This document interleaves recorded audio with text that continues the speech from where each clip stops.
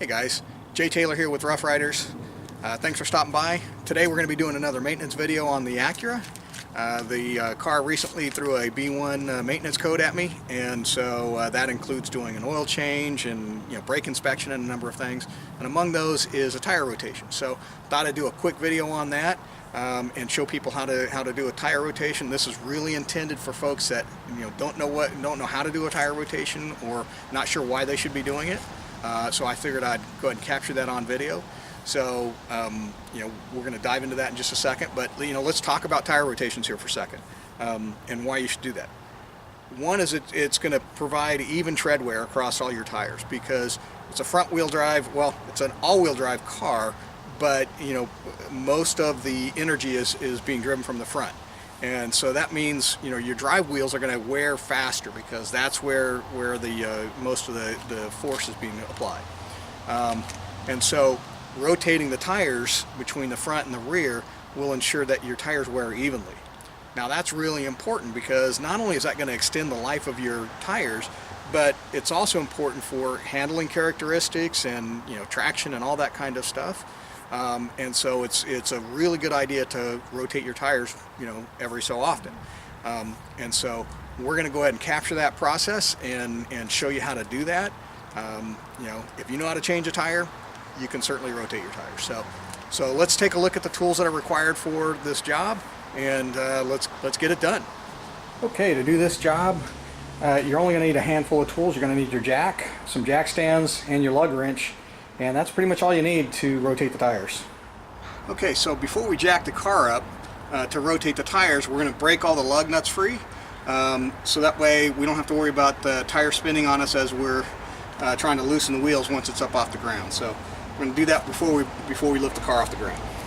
Now, because I have locking lug nuts on these, I need my key for the first lug nut.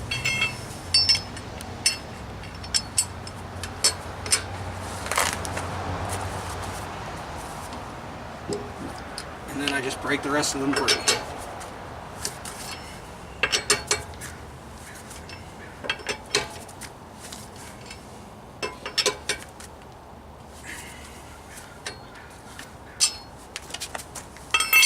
Pretty straightforward stuff. Now we're going to get the rest of the wheels done. So with the lugs broken free on all the wheels, now we're going to go ahead and jack the car up and put it on the jack stands. So let's get that done. So I'm going to use this point right here to jack the front of the car up.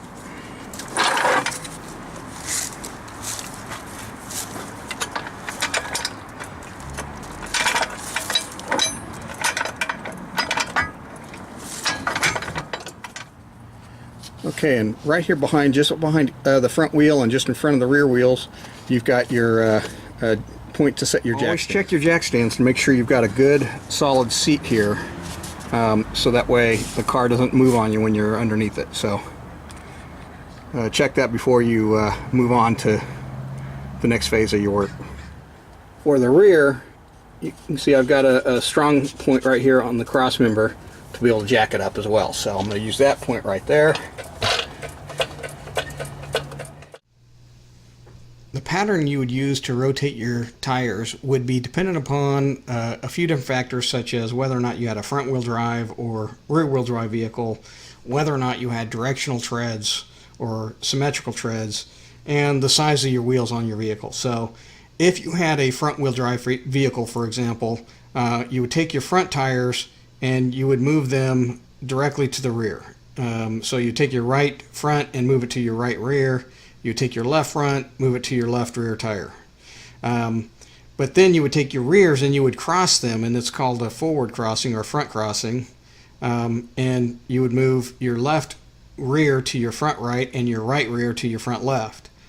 If you had a rear-wheel vehicle, drive vehicle, then you would do it directly the opposite. So you would take your left rear tire or your right rear tire and move it up to your right front tire. Your left rear would move up to your right front.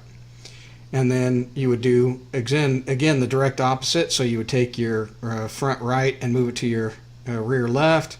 You take your front left and move it to your right rear.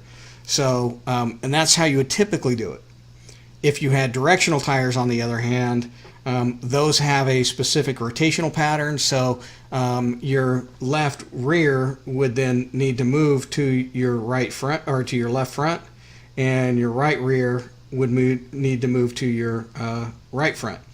Now that's because those treads are meant to rotate in a specific way, and therefore you can't really switch them or rotate them out to the opposite side of the car.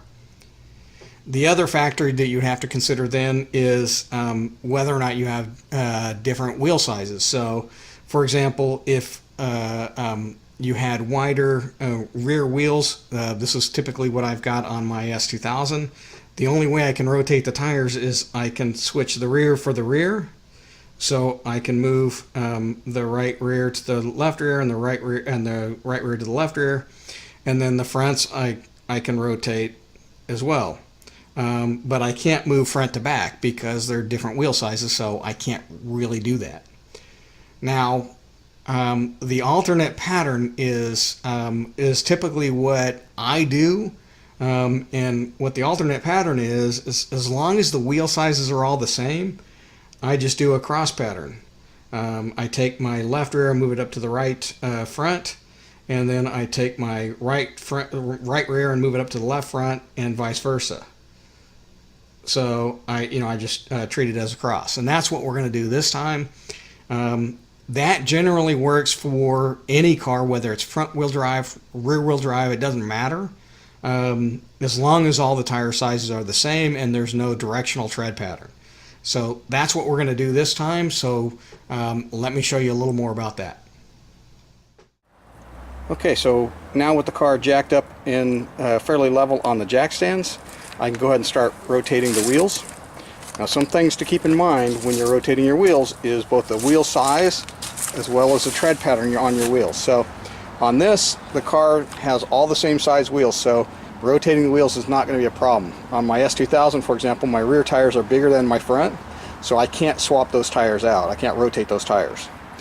But on this, since they're all the same size, I have full ability to rotate the tires. Now, the other thing you have to factor in when you're rotating the tires is the actual tread pattern.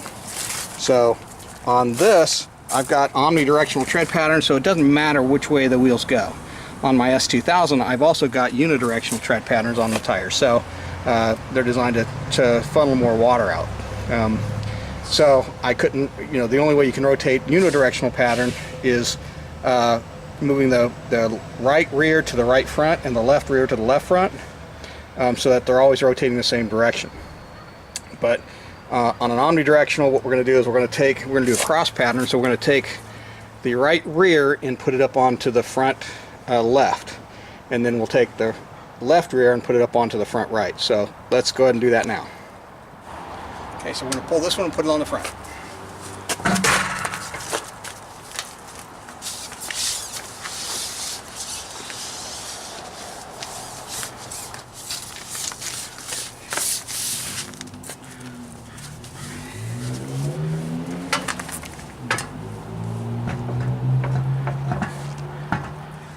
Okay, so with the right rear swapped with the left front, we're now just going to swap the other two, and that'll pretty much be it. Just tighten everything down and we'll be good to go.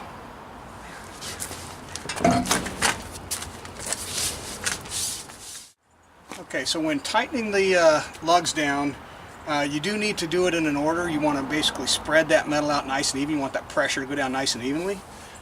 When you're pulling them off, it doesn't really matter, but it definitely matters when you're putting them on. So you're going to work in a star pattern, so you can start on any bolt, doesn't matter, but on any nut. So you're going to go here, then to here, then over to here, and then back here. So we're going to snug them up, and then we'll drop them down on the ground, drop the car off the jack stands, and then we'll finish tightening them up once it's all the way on the ground. So let's do that now.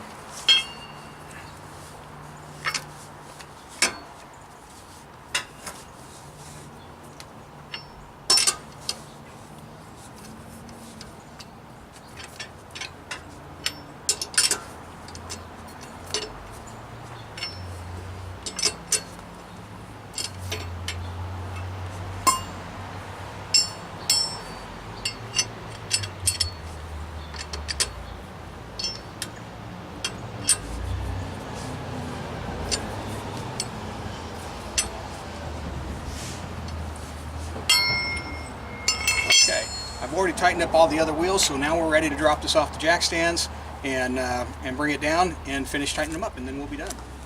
So with the car off the jack stands, now we just tighten everything down and we follow the same pattern.